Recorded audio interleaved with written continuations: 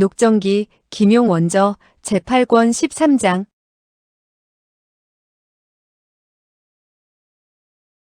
13. 나찰국에서 있었던 일. 소비아 공주는 깔깔거리며 웃었다. 우리는 내일 막사과로 돌아가요. 위소보는 막사과가 어디 있는지 몰라서 말했다. 아름다운 공주가 막사과로 간다면 이 어린 대관도 막사과로 가고, 아름다운 공주가 하늘나라 달나라로 간다면 이 어린 대관도 하늘나라 달나라로 갈 것이요. 소비아는 그가 말하는 것이 영리하고 정말 남의 환심을 사는지라 고개를 끄덕였다. 좋아요, 그대를 막사과로 데리고 가지. 고리지는 눈살을 찌푸리며 반대하다가 끝내 미소 지으며 고개를 끄덕였다. 매우 좋소. 그렇게 합시다. 그는 홍 교주에게 손을 내밀었다. 홍 교주는 부득이 작별을 고하지 않을 수 없었다. 그는 문을 나서며 위소보를 한번 노려보았다. 위소보는 그에게 혀를 쑥 내밀어 보이고 용용 죽겠지 하는 표정을 지어 보인 후에 말했다. 홍 교주께서는 영원히 복을 누리시고 수명이 하늘처럼 길기 바랍니다. 홍 교주는 극도로 분노에 차서 육고원 등을 데리고 황급히 떠나갔다. 나찰국의 황제는 사왕이라 칭했으며 금년 20세로 이름은 서우도 3세라고 했고, 소비아는 바로 그의 누님이었다. 이 서우도 3세는 태어날 때부터 병이 있어서 국가대사를 종종 침대 위에서 처리하곤 했다. 나찰국의 풍속은 중화의 예의지방과 크게 달라 남녀의 관계가 매우 난잡했다. 소비아는 성격이 방종한 데다 또 아름답게 생겼기 때문에 조정의 왕공 장군들과 정을 주고받았다. 고리진 총독만 해도 외모가 준수하고 풍채가 뛰어나 공주의 환심을 사고 있었다. 고리진은 명을 받고 동쪽으로 오게 되었으며 니포초와 아극살 두 곳에 성을 쌓고 몽골과 요동을 침범하려는 의도를 가지고 있었다. 아극살 성이 위치한 곳은 바로 만주 8기가 보물을 숨겨둔 곳이었다. 이곳은 커다란 두 강이 합류하는 요충지인데 만주 사람과 나찰인들은 약속이나 한 듯 이곳을 선택했던 것이다.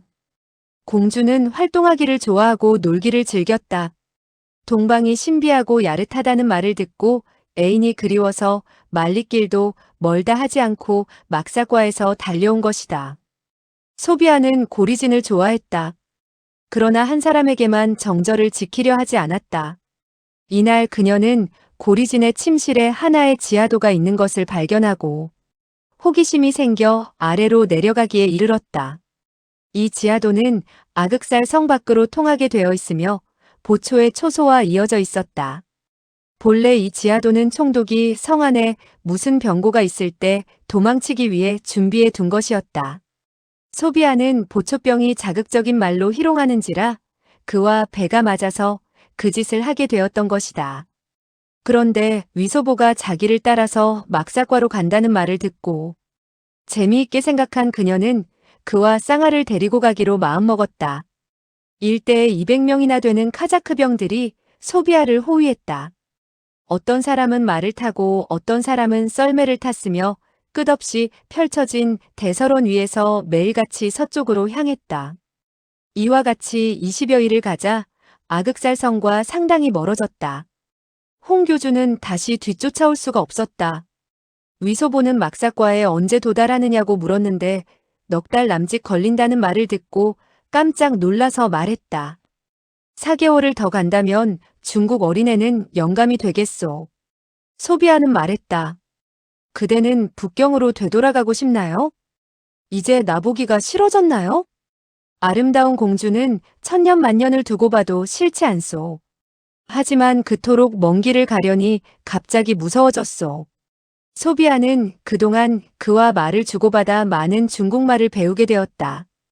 위소보 또한 총명하여 역시 적지 않은 나찰말을 배우게 되었다. 두 사람은 먼 길을 여행하느라고 무척 심심했다. 여자는 정숙한 여자가 아니었고 남자 역시 군자가 아니었다. 두 남녀는 자연히 육체관계를 맺었다. 소비아는 그가 북경으로 돌아가려는 것을 알고 아쉬워했다. 나는 그대가 떠나는 것을 허락하지 않겠어요. 그대는 나를 막사과까지 따라와서 1년 동안 나와 함께 있어요. 그 후에 보내드리겠어요. 위소 보는 속으로 야단났다고 생각했다. 이 며칠 동안 지내는 사이에 이미 공주의 성격이 매우 괴팍하다는 것을 알게 되었다.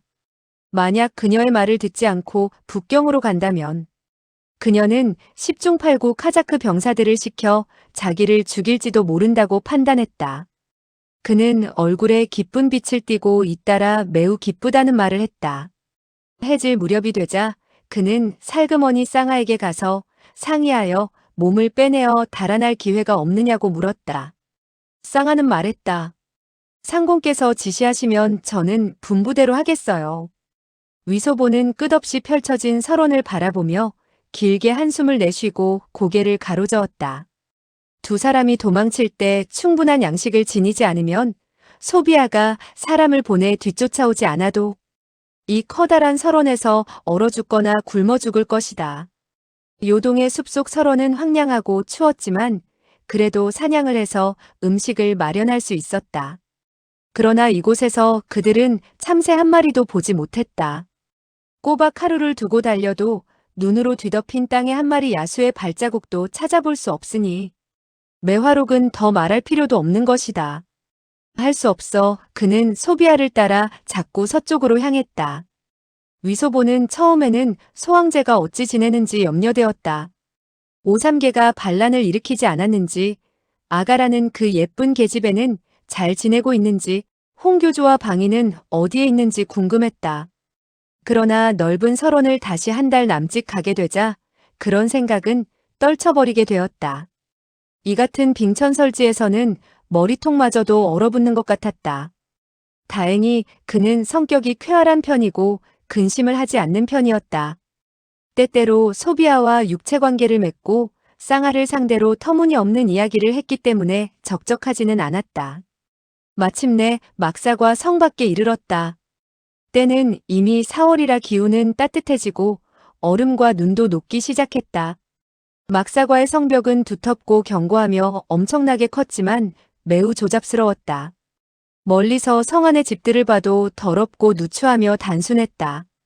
북경은 말할 것도 없고 양주 같은 성에도 비교할 수 없을 뿐만 아니라 중원 땅의 중간에 들거나 작은 성에 드는 곳보다 훨씬 못할 것 같았다. 몇 채의 둥근 지붕을 지닌 뾰족탑의 교회당은 그래도 규모가 웅장한 편이었다. 위소보는 이 같은 광경을 보고 나찰국을 업신여기게 되었다. 개방귀 같은 나찰국이군. 뭐가 대단해? 우리 중국에 옮겨놓는다면 이런 곳은 소나 돼지를 키우는 곳이다. 그런데도 공주는 길을 오면서 막사과가 번화하다고 허풍을 떨었지. 막사과를 수십 리 남겨두었을 때 공주의 호위대는 이미 나는 듯 성으로 들어가 보고를 하였다. 호각 소리가 울려 퍼지는 가운데 성 안에서 한 패의 화창병들이 말을 타고 달려나왔다. 나찰국의 사람들은 남의 것을 빼앗기 좋아하고 합병하기를 좋아했다. 그래서 국토가 그토록 넓었고 동쪽에서 서쪽까지 수만 리나 되었으며 인종도 복잡했다. 나라의 정예 군대 중에 하나는 카자크 기병들이었다. 이들은 동쪽을 정벌하고 서쪽으로 옮겨 싸우면서 성을 공격하고 빼앗았으며 각 부족민을 핍박했다. 다른 한 정예병은 화창령 부대라 할 수 있으며 화기가 날카롭고 수도의 사황을 지키는 친위병이었다. 화창수들이 가까이 달려오자 소비아가 깜짝 놀랐다. 관병의 머리 위에는 모두 흑색의 깃털을 꽂고 있었고 화창에도 한 조각씩 검은 천을 달고 있지 않은가? 이는 국상이 났다는 표시였다. 소비아는 재빨리 말을 몰아 앞으로 나아가면서 소리쳐 물었다. 무슨 일이 발생했는가? 화창령의 대장이 말에서 내려 앞으로 나와 허리를 굽혔다. 공주께 알립니다.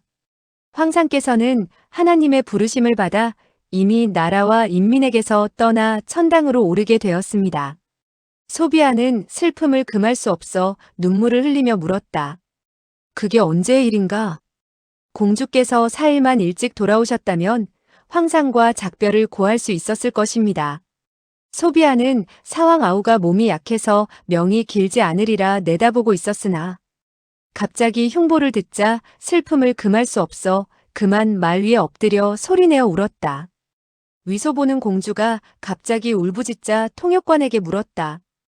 그제서야 나찰국의 황제가 죽었음을 알고 속으로 기뻐했다. 나찰국의 황제가 선복을 누리지 못하게 되었으니 나라 안이 한동안 시끄러워지겠구나. 군대를 보내 중국을 공격한다는 것은 그렇게 수월한 노릇이 아니겠다. 소비아 일행이 화창영 대장을 따라 성 안으로 들어가려 하자 대장이 말했다. 황태후께서 분부하셨습니다. 공주께선 아무쪼록 성 밖의 옆궁으로 가서 쉬십시오. 소비아는 놀람과 분노에 호통을 쳤다. 무슨 황태후란 말인가? 어느 황태후가 나에게 명령한단 말인가? 그 대장은 왼손을 한번 휘둘렀다. 화창수들이 화창을 쳐들고 공주를 호송해 온 위사들을 겨누더니 칼과 창을 모조리 압수하고 뭇 위사들을 말에서 끌어내렸다. 공주는 화가 나서 말했다.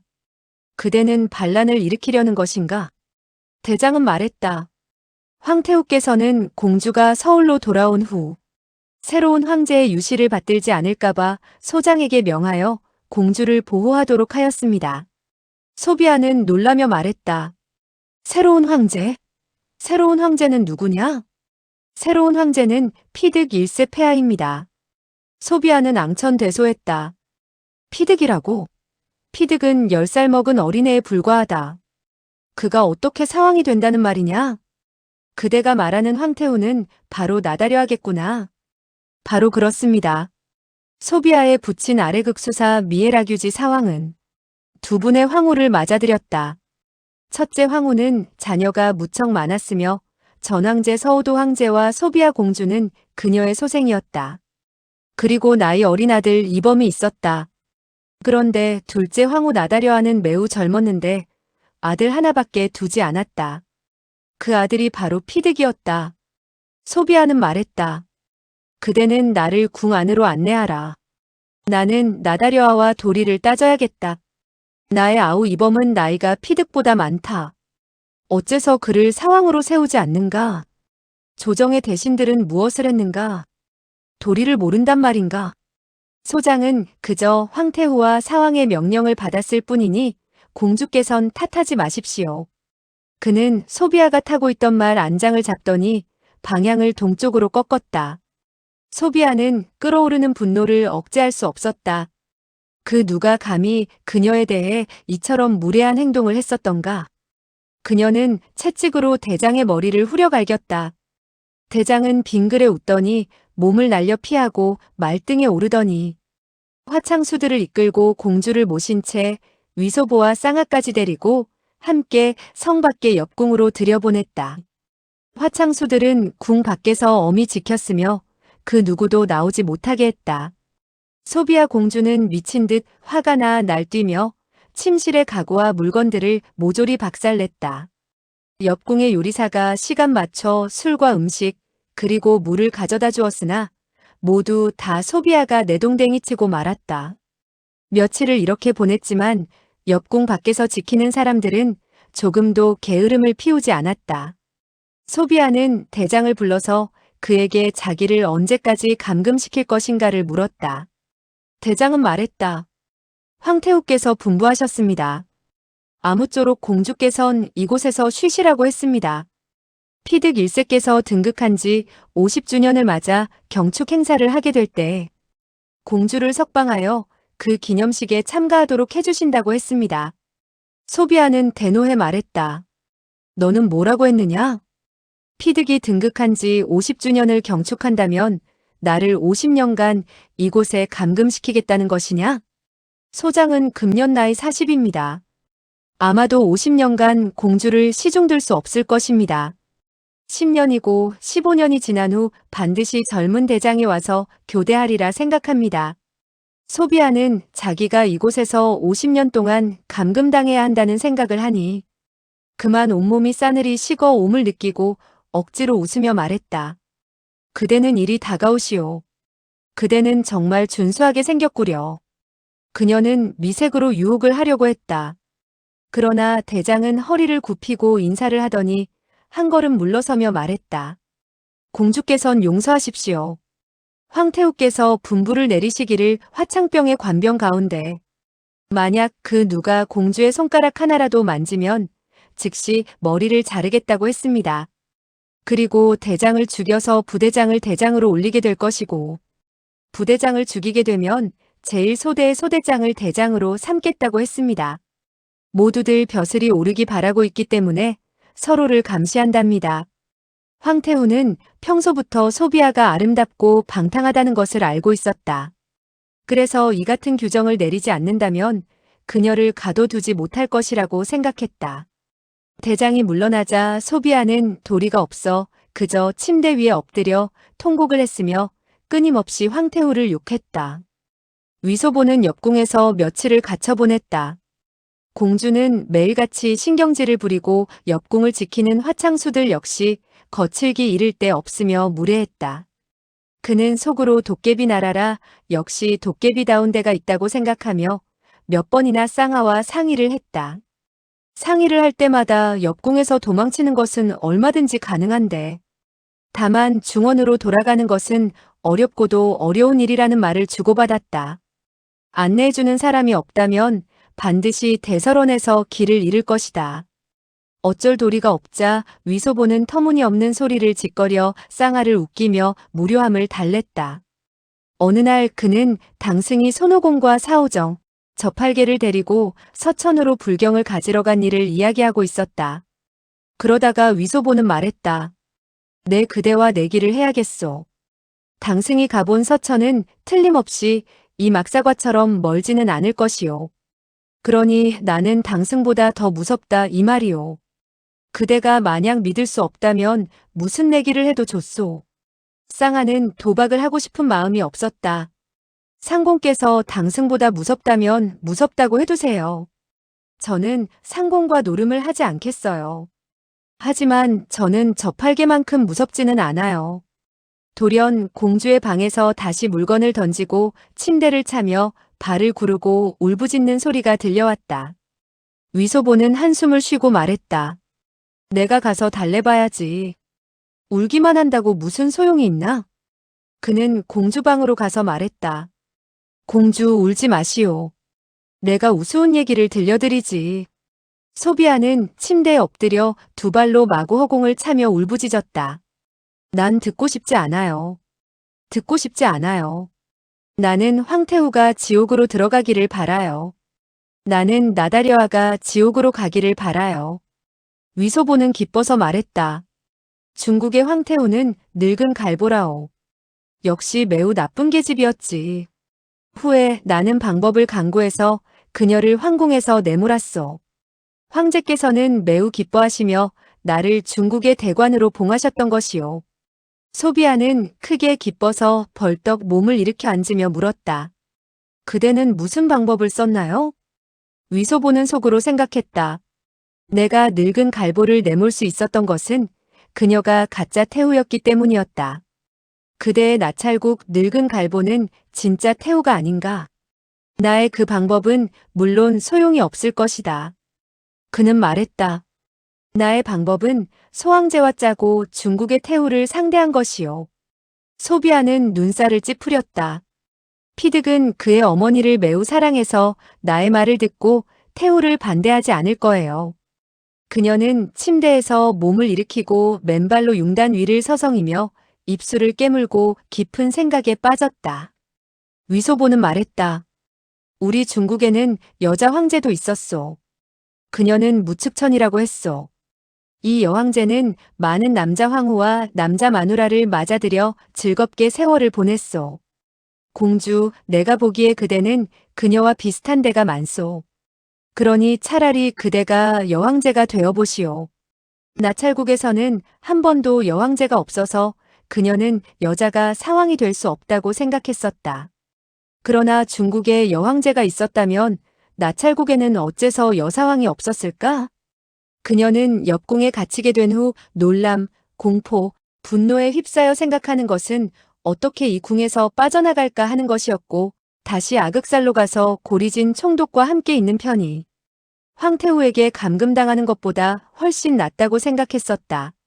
이때 갑자기 위소보로부터 여사왕이라는 말을 듣자 갑자기 눈앞에 새로운 신천지가 나타나는 것 같았다. 그녀는 몸을 돌렸다. 그녀의 두 눈에서는 광채가 떠올랐다. 두 손으로 위소보의 어깨 축지를 잡고 그의 왼쪽 뺨에 가볍게 입맞춤을 하더니 미소 지었다. 내가 만약 여사왕이 된다면 그대를 황후로 봉하지. 위소보는 깜짝 놀라 속으로 생각했다. 이거야말로 결코 있어서는 안 된다. 그래서 재빨리 말했다. 나는 중국 사람이요. 그러므로 나찰국의 남자 황후가 될 수 없으니 나를 그저 큰 벼슬에 봉해주시오. 그대는 황후도 되고 대관도 되는 거예요. 위소보는 속으로 생각했다. 지금 당장 목숨을 건지기 힘든 판에 어찌 좋은 것만 찾아서 할 수 있겠는가? 나를 황후로 봉하고 큰 벼슬도 내리겠다고? 소비아는 말했다. 그대는 빨리 방법을 강구해봐요. 어떻게 하면 내가 여사왕이 될 수 있겠어요? 위소보는 눈살을 찌푸렸다. 국가대사에 있어서 그의 견식은 평범하기 이를 데 없었다. 강희 황제와는 천지 차이가 있었으며 진근남과 세객도 그리고 오삼계 등에도 미칠 바가 못 되었다. 공주 이 같은 일은 매우 어려워 나는 생각해낼 수가 없구려. 나는 즉시 북경으로 돌아가 소황제에게 물어서 그로 하여금 방법을 강구하도록 하겠소. 그런 후에 나는 한때의 재간이 많은 사람들을 데리고 돌아와서 나찰국의 늙은 황후 갈보를 잡고 또 피득 사왕을 잡으면 대성공을 하게 되는 것이요. 대성공이라는 말을 하자 그는 참을 수 없어 소비아를 안고 그녀에게 입맞춤을 했다. 소비아는 아 하고 소리를 내더니 말했다. 안 돼, 안 돼. 그대가 북경으로 돌아갔다가 다시 막사과로 오려면 1년으로 부족해요. 그때 나는 이미 죽어 천당에 있을걸. 위소보가 생각해보니 그 말도 일리가 있어서 한숨을 쉬며 말했다. 아름다운 공주가 천당으로 올라가면 중국의 어린 대관도 천당으로 올라가게 될 것이요. 소비아는 가볍게 그를 꼬집고 말했다. 중국 어린애는 거짓말 잘하고 남을 즐겁게 잘 꼬이는데 그 밖에는 쓸모가 없어. 그저 아첨이나 잘하고 허풍만 떠는걸. 위소보는 아첨이나 잘하고 허풍만 떤다고 하자 껄껄 웃었다. 그러나 그녀의 얼굴에 멸시의 빛이 떠오르는 것을 보자 화가 났다. 무슨 방법을 써서 그녀를 여사왕으로 만들까? 무측천, 그 여왕제는 어떻게 했는지 모르겠다. 애석하게도 이곳은 북경과 너무 멀고 소황제나 색형님에게 물어볼 도리가 없구나. 위소보의 지식은 태반은 이야기꾼에게 들은 것이고 나머지는 연극을 보아 알게 된 것이었다. 큰 벼슬을 한 후 이야기꾼의 얘기는 듣지 않았고 많은 연극만 보게 되었는데 무측천이 어떻게 여왕제가 되었는지에 대해서는 들은 적도 본 적도 없었다. 그는 창밖으로 시선을 던지고 넋을 잃었다. 속으로 이야기꾼의 이야기와 연극의 줄거리를 머리에 떠올리고 있었다. 여황제는 모르지만 남자 황제는 어떻게 황제가 되었지? 주원장은 싸워서 천하를 얻었는데 그의 휘하에는 서달, 상우춘, 모경 등이 있었다. 이것은 대명영렬전에 나오는 이야기였다. 그는 다시 생각했다. 이자성이 군사를 이끌고 북경으로 쳐들어가자 우리 사부의 아버지 숭정 황제는 목을 매달아 죽었고 이자성은 새 황제가 되었다. 청병이 이자성을 쳐서 달아나게 만들자 순치 노황야가 황제가 되었다. 그리고 오삼계가 황제가 되려고 한다면 군사를 이끌고 반란을 일으켜야 한다. 황제가 되려면 군사를 이끌고 큰 싸움을 해야 하며 흙먼지가 휘몰아치도록 사람을 죽여서 피가 냇물을 이루고 시체는 산처럼 쌓여야 한다. 싸움을 생각하자 그는 두려움을 느꼈다. 우리가 이곳에 갇혀 무슨 군사를 이끌 수 있겠으며 무슨 싸움을 할 수 있겠는가? 싸움을 하지 않고 황제의 자리에 앉을 수 있는 무슨 방법이 있을까 없을까? 그는 중국 역사에 관한 지식에 한계가 있었다. 싸움을 하지 않고 황제가 된 것은 강희 소황제 한 사람만 알고 있었으며 그것은 노황야가 출가하여 자리를 그에게 양보해준 때문이라고 알고 있는 정도였다. 물론 이러한 방법이 이루어질 수는 없다. 그는 다시 생각하다가 많은 연극 가운데 한 토막인 참황포라는 연극을 생각해냈다. 송나라 황제 조광윤이 대장 정은을 죽이자 그의 처가 군사를 일으켜 지아비를 위해 원한을 갚는 내용이었다. 조광윤은 지게 되자 목숨을 구걸하며 황포를 벗어 그녀로 하여금 한 칼에 황포를 두 토막을 내어 화풀이를 하도록 했고 황제는 크게 못난 꼴을 보이게 되었다. 또 녹대한이라는 연극이 있었는데 주왕이 무도하여 강태공이 주무왕을 도와 군사를 일으켜 주왕을 녹대 위에서 불타 죽도록 몰아세우고 주무왕이 황제가 된다는 것이었다. 물론 위소보는 그때까지 황제가 없었다는 사실을 모르고 있었다. 조조라는 간신은 어떻게 황제가 되었는가도 생각해 보았다. 소요진이란 연극에서 보았는데 조조가 군사를 데리고 한 무엇이라는 황제를 핍박해서 죽게 하고 그 스스로 황제가 되었는데 그의 수하 대장으로 장 무엇이라는 장수와 허 무엇이라는 장수가 있었는데 모두 무서운 사람들이었다. 위소보는 기억을 잘못하고 있었는데 조조는 황제가 된 것이 아니었다. 유비는 어떻게 황제가 되었더라? 잘 모르지만 반드시 관우, 장비 그리고 조은이 싸워서 그가 황제에 오르도록 도와주었을 것이라고 생각했다. 황제가 되려면 반드시 싸워야 했다. 설사 황제가 된다 해도 상대방을 이길 수 없다면 자리를 빼앗기며 못난 꼴과 사나운 꼴을 보이게 되는 것이었다. 이야기꾼이 말하기를 수호전에 나오는 임교두가 왕륜을 상대로 죽자사자 싸움을 벌였으며 조개는 강도의 우두머리가 되어서 임충과 결탁하고 양산박의 원래 우두머리인 왕륜을 죽이지 않았던가. 이로 미루어 볼 때 강도의 우두머리가 되기 위해서도 싸워야 했다. 소비아는 그가 입술을 깨물고 이를 갈며 주먹을 불끈 쥐고 때리려고 하는 자세를 보고 웃으며 물었다. 그대는 무슨 생각을 하지? 위소보는 깊은 생각 속에서 다시 정신을 차리며 말했다. 황제가 되려면 반드시 싸워야 하오. 소비아는 어리둥절해져서 물었다. 싸워? 누구와 싸워? 물론 나 차례 늙은 갈보와 싸우는 것이지. 소비아는 그가 몇 번이나 나 차례 늙은 갈보라고 하는 말을 들었으나 늙은 갈보가 무슨 뜻인지 알지 못했다. 그리하여 막 물어보려 하는데 갑자기 방문이 밀어 젖혀지며 화창영의 대장이 안으로 들어와 대뜸 위소보의 멱살을 잡고 뭐라고 한참 짓거리더니 그를 밖으로 내몰며 그의 엉덩이를 한번 걷어찼다. 대장은 껄껄 웃으며 다시 두 번째 발길질을 하려고 했다. 위소보는 몹시 화가 나서 갑자기 몸을 솟구쳐 대뜸 제주를 넘고 어느덧 그 대장의 목에 올라탔다. 이것은 바로 홍교주가 전수해준 영웅 3초 가운데 하나인 적청학룡이었다. 이 1초는 그가 익숙하게 연성할 수 없어서 무학의 고수를 상대했다면 못난 꼴을 보였을 것이나 나찰국의 대장이 어찌 중원의 무공을 알겠는가. 위소보는 획 몸을 뒤집어 올라타게 되었는데 놀랍게도 성공을 한 셈이었다. 곧이어 그는 두 손의 식지로 그의 두 눈을 누르며 호통을 쳤다. 움직이지 마라. 눈이 죽는다. 그는 나찰국 말로 꼼짝 마라. 그렇지 않으면 너의 눈을 뽑겠다라는 말을 어떻게 하는지 몰랐기 때문에 눈이 죽는다라고 한 것이다. 대장은 그 말이 무슨 뜻인지 알아차리고 크게 놀라 즉시 동작을 멈추었다. 위소보는 오른손으로 그의 오른쪽 귀를 비틀며 외쳤다. 가자. 그는 목마를 타고 공주방으로 돌아가서 부르짖었다. 문을 닫고 화창을 빼서요. 소비아는 놀라고 기뻐 재빨리 문을 닫고 대장의 몸에서 단총을 뽑아들고 그의 등을 겨누었다. 위소보는 어깨축지에서 뛰어내려 그의 허리띠를 풀어서 두 발을 묶고 다시 바지에 달려있는 허리띠를 풀어 그의 두 손을 뒤로 묶었다. 그 대장의 바지가 아래로 흘러내려 다리가 드러났다. 소비아와 위소보는 소리내어 웃었다. 그 대장은 얼굴이 시뻘겋게 되어 지극히 분한 표정을 지어 보였다.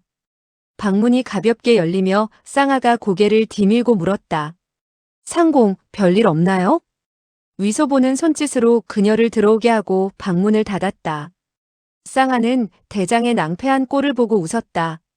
소비아는 위소보에게 물었다. 대장을 잡아 뭘 하지?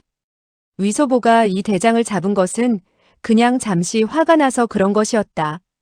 어디에 쓸 것인가는 생각해 보지 못하다가 소비아의 말을 듣자 갑자기 좋은 영감이 떠올라 말했다. 그로 하여금 반란을 일으키게 만드는 것이요. 그는 나찰말에 반란이라는 말을 할 줄 몰라서 중국말로 했다. 그에게 태후와 사왕을 죽이게 한 다음 그대가 여자 사왕이 되는 것이요. 소비아는 중국말의 반란이라는 말이 무슨 뜻인지 알 수 없었다. 그러나 태후를 죽이고 사왕을 죽이고 여사왕이 된다는 말을 듣자 크게 기뻐서 대장에게 뭐라고 이야기하기 시작했다. 위소보는 두 사람이 나찰말을 하자 무슨 말을 하는지 알 수 없었다. 그 대장은 연신 고개를 가로저었다. 위소보는 부르짖었다. 그가 말을 듣지 않으면 죽이시오. 그는 신발목에서 비수를 뽑아 그 대장의 왼쪽 뺨을 슬쩍 긁었다. 싹 하는 소리가 나면서 한 움큼의 수염이 떨어져 나갔다. 소비아는 웃었다. 매우 예리한 단검이군.